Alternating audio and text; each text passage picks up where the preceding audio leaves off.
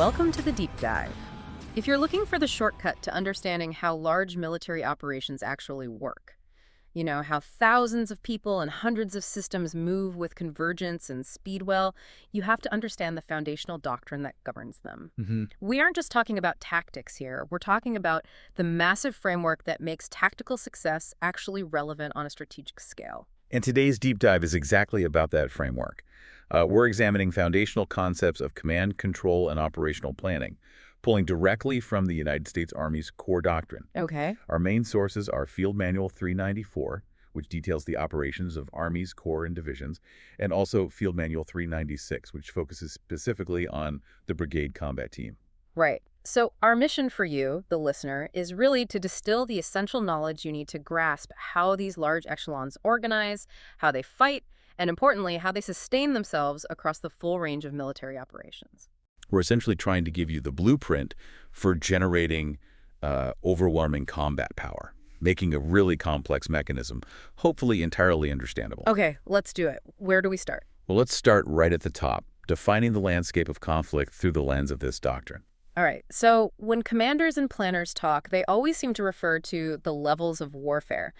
Field Manual 394 clearly organizes conflict into 3 levels: strategic, operational, and tactical. Why is that specific differentiation so crucial for successful planning? Yeah, this framework is absolutely vital, and it's vital because it clarifies the relationship between what the nation actually wants to achieve, the national objectives, and the specific tasks soldiers are performing on the ground. Okay. The strategic level, that sets those overarching goals. It's really the domain of national policy, grand strategy. Then down at the bottom, you have the tactical level. That's the fight itself. Individual battles, engagements, strikes carried out by brigade combat teams, and even smaller units. So if strategic is the destination and tactical is the vehicle actually moving on the road, where does the operational level fit into that picture? The operational level, that's the crucial link. It connects the employment of those tactical forces to achieving the much broader strategic objectives. And it does this through the concept of campaigns and major operations. Okay, so it's like the roadmap connecting the two. Exactly. Think of it as the logistical and conceptual bridge. Without that operational context, and Field Manual 394 really stresses this, tactical actions just become disconnected. They're scattered, and ultimately they fail to achieve any lasting strategic purpose. Right. The operational commander's job is to ensure that, say, winning a specific hill contributes directly to winning the overall conflict. That makes a lot of sense. It sounds like the operational level is really the domain of those corps and division commanders, where they translate that high-level policy into concrete action. That's a good way to put it. And the environment they operate in, it isn't a simple binary of just peace or war, right? It seems much more nuanced now. Exactly right. Army forces have to be prepared to function anywhere along what the doctrine calls the competition continuum. And this spans from a state of sustained competition below armed conflict all the way through to armed conflict itself. That concept seems to acknowledge that whole gray zone idea we hear about, that space where geopolitical rivals are jostling for advantage without necessarily resorting to direct, open combat. It absolutely does. Army forces, therefore, have to maintain the capability to operate across this entire spectrum. And importantly, they're often conducting operations across several parts of this continuum simultaneously. Okay. Competition below armed conflict. That's where military forces are actively seeking strategic or military advantage, but without ever escalating to the point of kinetic engagement, actual shooting. So what does that look like on the ground then? It's not just sitting around waiting for a war to start, presumably. Oh, not at all. Field Manual 394 details that this competition includes activities like military engagement and security cooperation. These activities are specifically designed to actively shape the security environment. How so? Well, by increasing the readiness of our own forces and critically improving interoperability with partners and allies.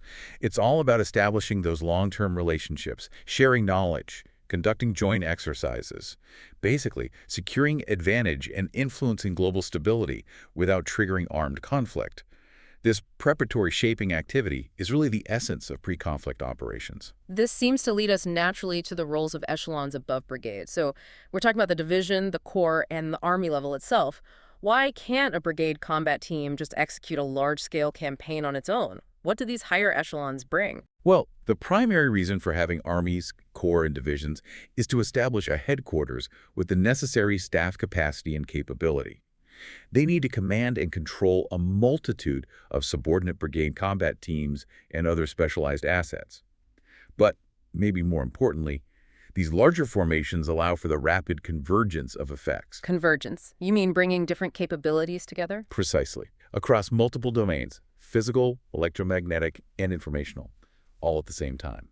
That idea of convergence feels critical. It's not just about adding up firepower, it's about synchronizing it, making it work together. That's exactly it. The echelons above brigade synchronize these effects across the depth and breadth of what they call the extended battlefield. Yeah.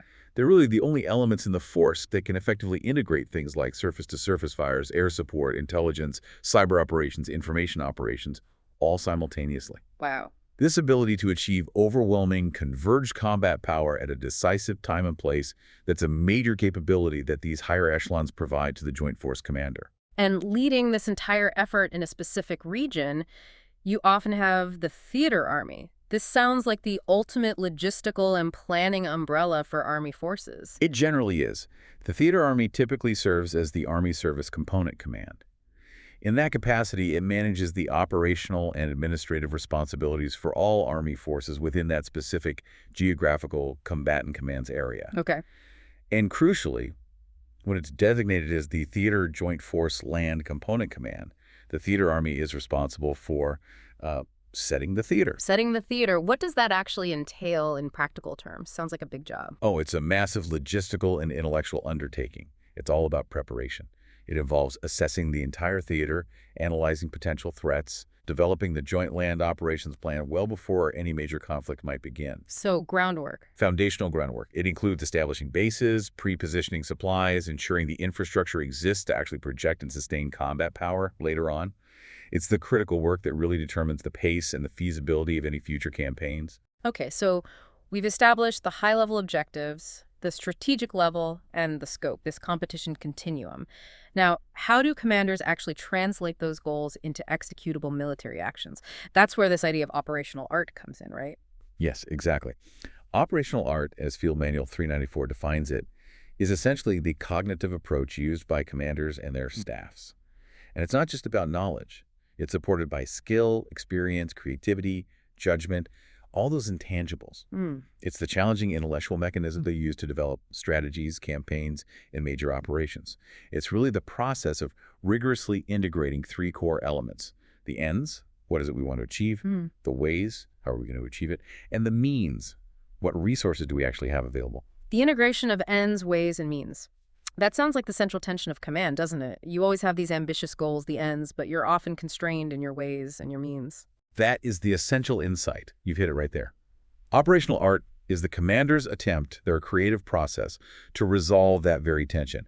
And the primary result of this whole cognitive process is what's called the operational approach. The operational approach, okay. This is the broad, sort of conceptual description of the mission. It includes the concepts, the key tasks, the actions needed to accomplish the desired end state.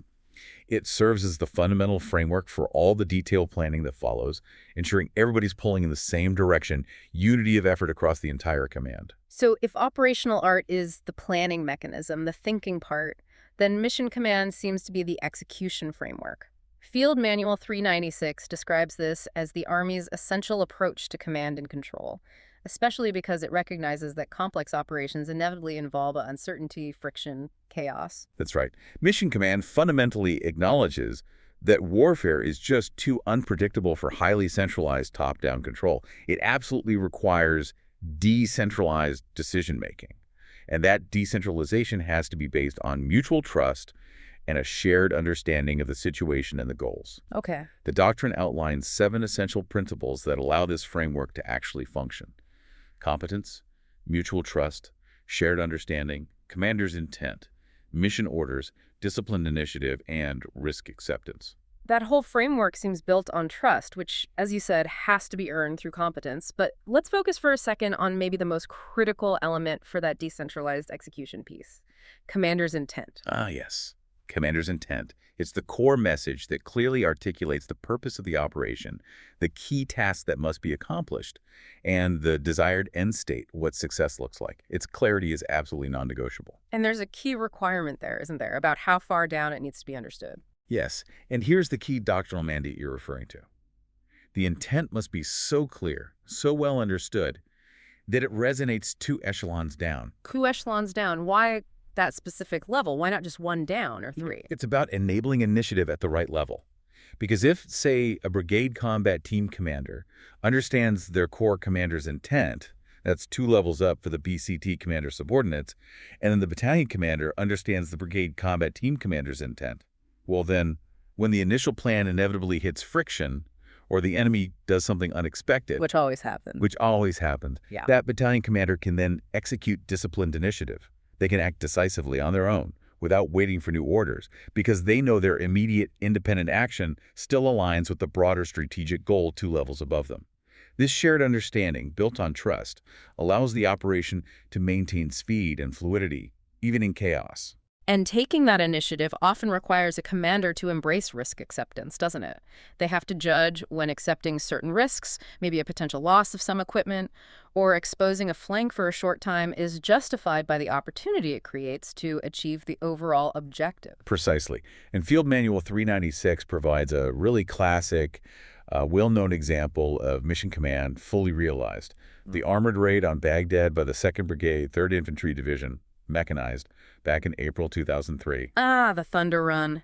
That operation was incredibly audacious, wasn't it? A really high-risk gamble, sending tanks deep into the heart of the enemy's capital city for reconnaissance. It was a perfect storm of these principles in action. The V Corps commander looked at the bold plan, which was conceived by Colonel David Perkins at the time, and deemed it to be a reasonable risk. That's risk acceptance right there at a high level. The success then relied heavily on the unit's incredibly rigorous training over the preceding months. That established the deep competence necessary for them to operate independently amidst the chaos of urban combat. The entire concept was based on creating confusion by moving with unprecedented speed and audacity, relying entirely on subordinate leaders to react faster and better than the enemy could to the unexpected situation. That is decentralized execution powered by disciplined initiative. Just textbook. That kind of lightning-fast execution, though, brings us to a concept that acts as a sort of natural constraint on any operation. Operational reach. Even with the best plan and the bravest soldiers, you can't outrun your fuel and ammunition forever. No, you absolutely cannot. Yeah. Operational reach, simply defined, is the distance and the duration over which forces can successfully employ their military capabilities. Right. And the ability to extend that reach is dictated almost entirely by sustainment, the logistics train. Food, fuel, ammo, parts. Right. And the natural limit of that reach is what Doctrine calls the culminating point. The culminating point.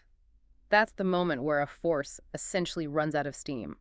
They can no longer continue their operation without pausing to regroup, resupply, reconstitute. Yes, exactly. It's the point where the enemy's resilience, perhaps combined with the commander's own diminishing combat power and strained supply lines, forces a halt. If a commander tries to press beyond their culminating point, they risk catastrophic failure. It's a critical judgment call. So sustainment isn't just supporting the fight, it actually enables operational reach and dictates the limits of the entire operation. It absolutely enables it. It determines the feasibility and the limits of the whole endeavor. Field Manual 394 gives a fantastic historical illustration of just how vital logistical expansion is to extending that reach, using the campaign in the Pacific during World War II. Yeah, it's a great example. They discussed the basing operations on the island of Leyte in the Philippines. This island became the absolutely essential logistical springboard for the decisive operation that followed, the Sixth Army's main attack on Luzon. So Leyte wasn't the main objective itself, but it was necessary to get to the main objective. Precisely. After the naval forces secured the maritime lines of communication, the field army rapidly established new airfields, supply depots, fortified bases on Leyte. This massive logistical expansion wasn't some secondary task. It was mandatory for success. It facilitated the projection, the sustainment, and the close air support of ground forces that allowed the campaign to move forward onto Luzon. Without that huge logistical lift, the operational reach would have been severely curtailed, potentially changing the entire timeline and maybe even the outcome of the Philippines campaign.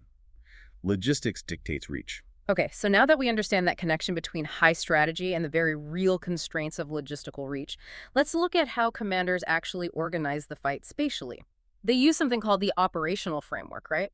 Echelons above the brigade combat team use this framework to manage the whole extended battlefield. That's right. The division and corps commanders manage their assigned area of operations by conceptually dividing it into specific functional areas. These are typically the deep, close, rear, support, and consolidation areas.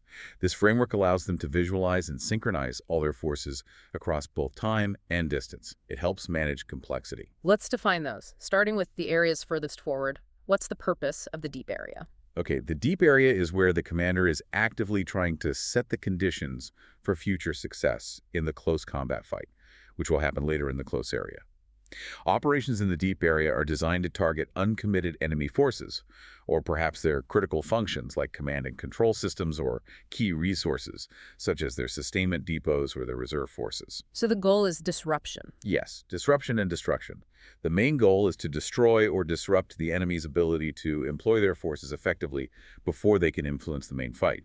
It's about shaping the future battle. So the deep area is sort of an anticipatory fight, making sure the enemy never gets to mass their full strength where it really counts.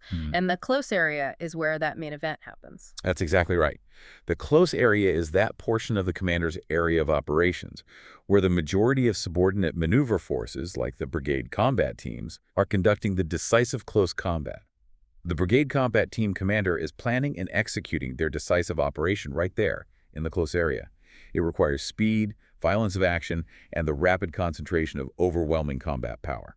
Okay, and behind those two, the deep and the close, we find the consolidation area. The name itself speaks to the long-term nature of modern warfare, maybe. It sounds like where the fighting transitions from that intense kinetic battle to securing stability. It is. The consolidation area is specifically designated to facilitate freedom of action for the forces fighting in the close area, and also to ensure that any gains achieved there are solidified and made permanent. The division's consolidation area, for instance, typically expands as its brigade combat teams advance. So what happens there? Well, initially, the focus is often on security operations, mopping up any bypassed or isolated enemy units. But as conditions permit, the focus must shift, often rapidly, toward crucial stability operations tasks. And those stability tasks are aimed at preventing a return to chaos, presumably, keeping the peace once you've won it. Absolutely. The ultimate goal is to stabilize the region and facilitate the eventual handoff to legitimate civilian authorities, or perhaps reliable host nation security forces. And the Theater Army plays a huge role here, coordinating the vast array of capabilities needed, things like civil affairs units, military police, engineering assets, all necessary to sustain that long-term stabilization effort back in the consolidation area.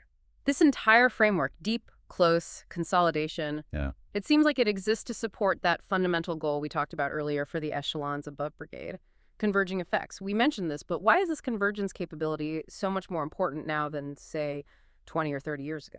That's a really important question. It's because potential peer and near-peer adversaries today are highly capable. They can and will contest joint and multinational forces across all domains. We can no longer just assume guaranteed superiority in the air or in space or across the electromagnetic spectrum or in the information environment. So the easy fight is over. The assumption of easy dominance is over? Yes.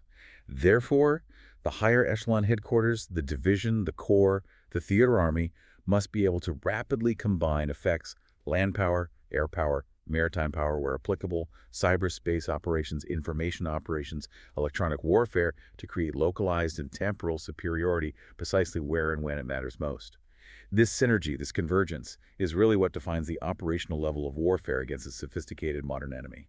How does this complexity play out in something specific, like fire's integration? It sounds like it's no longer just about dropping bombs or shooting artillery rounds downrange. Oh, it's far beyond that now. Fire's integration requires incredibly detailed and highly coordinated planning across the entire joint force. And it involves integrating both lethal and non-lethal means. Field Manual 394 actually provides a very precise example of this kind of convergence in action. Okay, like what? Well, imagine you need to conduct an airstrike against a critical enemy target, but it's heavily protected by advanced integrated air defenses. Before the friendly aircraft even launch, the Corps or Division headquarters might execute offensive cyberspace operations, or maybe an electromagnetic attack, specifically to disable or destroy the enemy's air defense command and control nodes. Ah, so the non-kinetic attack, the cyber or electronic warfare attack, opens the door for the kinetic attack, the bombs. Exactly. That converged effect, a cyber attack, perfectly synchronized with electromagnetic warfare and followed immediately by kinetic fires, reduces the risk to those friendly aircraft and grants the maneuver force on the ground the necessary freedom of action to accomplish their mission. Coordinating all these elements, which often originate from different services, different branches, different domains, that is both the structural difficulty and, frankly, the hallmark of modern operational design. It's complex, but essential. All right, so having covered that large-scale strategy and operational design, let's zoom right in now to the combat arms centerpiece, the Brigade Combat Team, or BCT. When the BCT is on the attack, what defines a successful offense, according to the doctrine? Well, Field Manual 396 lists 4 core characteristics of the offense: surprise, concentration, tempo, and audacity. They're all interconnected, of course. But tempo is often the real difference maker between a swift victory and a costly stalemate. Tempo. The manual defines it as the relative speed and rhythm of military operations over time with respect to the enemy. And it sounds a bit technical, but it feels like it's really about psychological advantage, isn't it? Getting inside the enemy's head. It is entirely about psychological warfare and disrupting the enemy's decision cycle. Commanders intentionally increase tempo, specifically to accelerate their own decision cycle relative to the enemy's. If you can force the enemy to constantly react to your actions without giving them the time to properly process the situation or issue effective orders, you essentially disrupt their ability to respond coherently. You can induce command paralysis. Can you give us an example of how accelerating tempo actually achieves that kind of disruption in practice? Sure, the doctrine points to the 2008 battle for Sadr City in Iraq. During that operation, the brigade commander leveraged available joint intelligence, surveillance, and reconnaissance assets, coupled with responsive fire support, to dramatically increase the tempo of attacks against enemy positions and fighters. What was the effect? This quick, overwhelming rhythm completely disrupted the enemy's ability to coordinate their defenses, or to reposition, or to launch effective counterattacks. It essentially forced them to retreat and severely undermine their capability to launch the indirect fire attacks that had been plaguing the area. High tempo broke their cohesion. Okay, so tempo is key. Now, the commander has to select specific forms of maneuver based on all those variables: enemy strength, the terrain, time available, their own unit's capabilities. Let's look at a couple of key forms mentioned in Field Manual 396. All right. The first one, infiltration, is all about stealth and achieving positional advantage. This form of maneuver involves the attacking force moving undetected, either through or into an area occupied by enemy forces, with the goal of occupying a decisive position of advantage behind those enemy positions. So secrecy is paramount. Absolutely. Moving undetected is the paramount condition for success in an infiltration. It typically exposes only very small elements to enemy defensive fires at any one time, which maximizes the security of the infiltrating force until they're ready to strike. Okay, and the second form, which sounds like it's used maybe when the commander is less certain about the enemy's exact location or strength, is the movement to contact. That's right. Movement to contact is specifically designed to develop the situation and either establish or regain contact with the enemy when their precise disposition is unknown. A brigade combat team executing this maneuver must organize an advance guard. An advance guard? Yes, it's a task-organized, combined arms unit, meaning it has infantry, armor, engineers, etc., that moves out ahead of the main body of the BCT. This advance guard requires specialized capabilities, particularly anti-armor assets to defeat enemy recon or security forces, and engineer support to breach obstacles.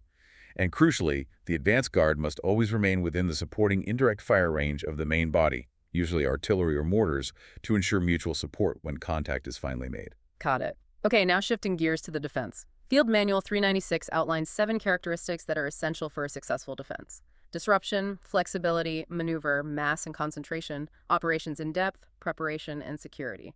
That's quite a list. It is. And neglecting any one of these can lead to serious problems, even failure. The doctrine actually gives us a pretty stark historical reminder of this.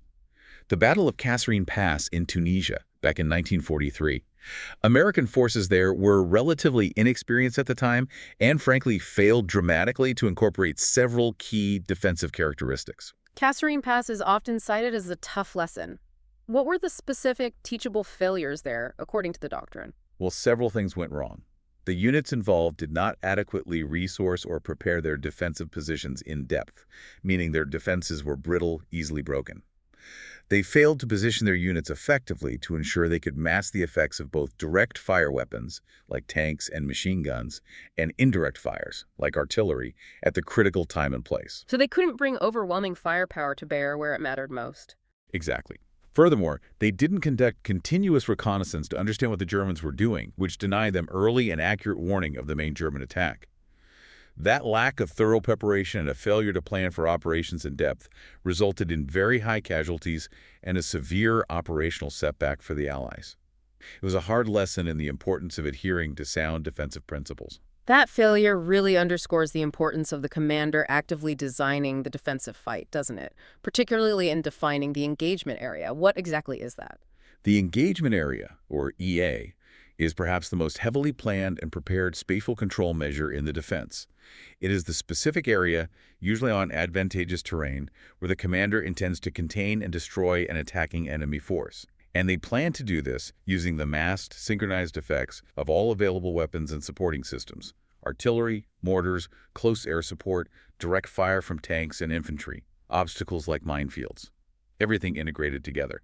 It's essentially an area of planned destruction. A killing ground, planned in advance. That's the concept, yes. And within that planned destruction zone, commanders use very precise control measures, like something called a trigger line. What's its purpose? The trigger line is a specific phase line, usually located on easily identifiable terrain like a ridgeline or a road, that crosses the engagement area. Its function is absolutely vital. It serves as a geographic control measure used to initiate and mass fires into the engagement area at precisely the right moment. So when the enemy crosses that imaginary line. Exactly. When the lead enemy elements cross that pre-planned trigger line, the defender initiates the full integrated fire plan, artillery, mortars, everything, often at a predetermined optimal range, ensuring maximum destructive effect right as the enemy enters the heart of the engagement area. It's about achieving surprise and overwhelming firepower simultaneously. We have to revisit logistics because, as you said, sustainment is often the primary limiter of operational reach. So for the brigade combat team itself, what are the most critical sustainment priorities during, say, a fast-paced offensive operation? Yeah, during the offense, when speed and momentum are absolutely paramount, the three most critical commodities, according to Field Manual 396, are consistently Class 3, that's petroleum oils and lubricants fuel, essentially, Class 5, ammunition of all types, and Class 9, repair parts for vehicles and equipment. Fuel, bullets, and parts. Makes sense. Right. The sustainment concept has to prioritize responsive resupply of those items and also medical evacuation. This is especially challenging because the rapid pace of movement during an offense often creates long, potentially vulnerable lines of communication back to the supply bases. So how do they manage that complex flow of materials efficiently? The doctrine talks about the logistics package concept, or load pack. The logistics package, or lodge pack, is really the standard, efficient way to handle routine, planned resupply for units on the move. It involves grouping multiple classes of supply fuel, ammo, water, food, maybe some critical repair parts, all under the control of a single convoy commander.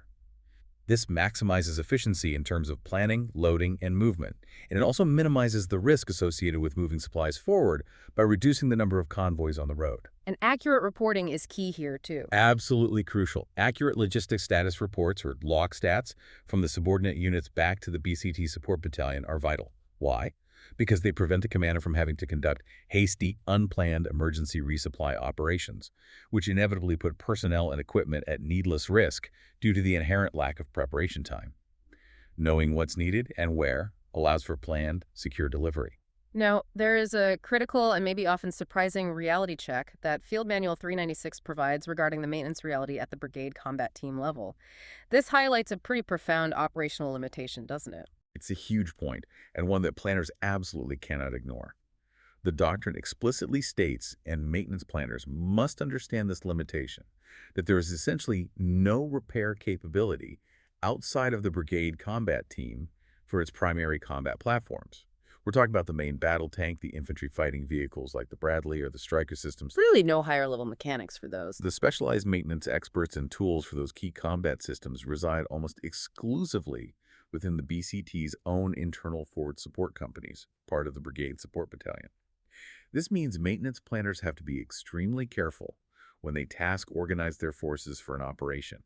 They must ensure those organic BCT maintenance assets are positioned correctly to support the main effort, because they simply cannot rely on getting that specialized vehicle recovery and repair support from echelons above the brigade. It's just not there. That's a critical constraint to understand. Okay, moving to protection.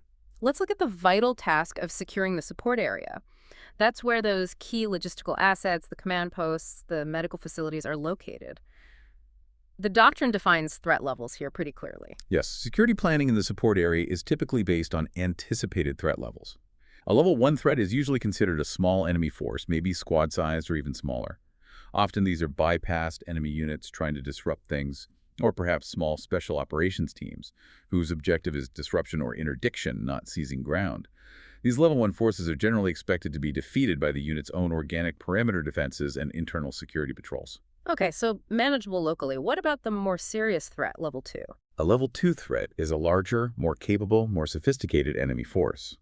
It could be a specialized enemy combat unit, maybe part of an enemy airborne or air assault force, or a larger special operations team aiming for a significant disruption or destruction of support assets. Defeating a level 2 threat requires augmentation. The commander must plan to commit a dedicated external response force.